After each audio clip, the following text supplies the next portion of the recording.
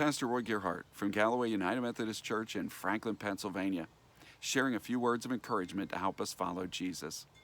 We're talking about sin this week, not a popular subject, especially when it gets personal and we start talking about our own sin. We don't necessarily like to be called out for that, but the Bible's clear, and I think when we're honest, we're all clear. Every single one of us has sinned, and all of us fall short of the glory of God. We've been looking back at the original fall, where sin began with Adam and Eve. We see there the way that sin enters into anyone's life. The act that Adam and Eve committed seems so small. They ate off of a tree that they were told not to. But that tree, God told them, would bring them the knowledge of good and evil. These two people had been living in innocence. Not just living in purity, they had been living in innocence. They had no idea what evil was, but they were about to find out. As they committed an act of disobedience, they became cheats, liars themselves. And sin's evil suddenly was in their understanding and in their view. They had never had to live with that before, and now the disaster has come. And it fell upon them and upon all of us. It got into their life, though, the same way that sin occurs in every one of our lives. It starts with unbelief. That doesn't mean that you don't believe that there is a God. It means that you stop believing in God. Eve began to disbelieve God when the serpent raised a few questions about God's instruction not to eat from the tree of the knowledge of good and evil. And she began to question God. She began to question God's motives or God's understanding or God's goodness. Many people have come to question God in the same way. They just have their doubts. They just have questions. And those began to raise doubts. Others have experienced tragedies in their life, a death in the family, some other sad event, and they begin to question, why was God not there? Why didn't God answer my prayer? And they begin to lose faith. They don't believe in God. And that leads to a deeper shift where we reject God. Eve rejected God as she looked at the tree and said, hey, the tree looks good to me. It looks like food.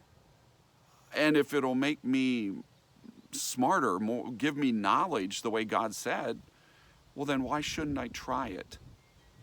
And this is where many people take a step in rejecting God, just like Eve, never meaning to entirely cast God aside out of her life, but just to put God on the side. We want to compartmentalize our life.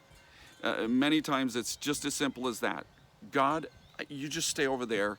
This is my business over here. I'm just going to try this. I'll be around. And we'll begin to splinter our lives from God.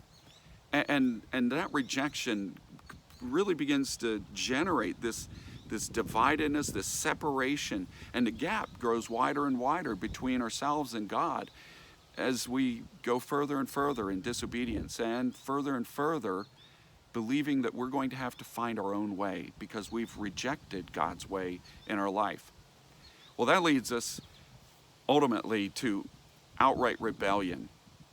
It's hard for many of us to look at ourselves as outright rebels against God. If we've not done anything really horrendous, then we try to imagine that we're really not that bad. Or we'll pass the buck and try to explain it away, saying somebody else made me do it or my circumstances led to it. But rebellion comes, you see, as we begin to choose our actions even though we know that it's the wrong thing to do. We reach a point where it doesn't matter what hell awaits us or what hell we are going to cause for ourselves or for others, we're going to do it anyway. The old pop song that said, if loving you is wrong, I don't want to be right, epitomizes the heart of rebellion that turns away from God and turns away from others in a self-serving, willful commitment to do what we have decided rather than yield rather than choose the right thing. This isn't just something that people who are in bondage to evil do. I've seen many religious people end up as outright rebels, and yet they cover their tracks well. You see, I've been around religious people that when you begin to talk to them about having a relationship with God, where God leads them, where the Holy Spirit moves them, where they could actually know the presence of God in their life, they'll say, I don't know what you're talking about. I've never experienced that. And you'll say, well, you can. And they'll say, no, I don't want to. I'm happy the way I am. That's rebellion. That's sin. That's an unbelief in God that rejects him and that turns away and says, I don't care. I'm not going to change. The good news for us is that God is reaching out to us even when we are rebels. Even then, God cares for us and wants us to turn to him. That's our good news.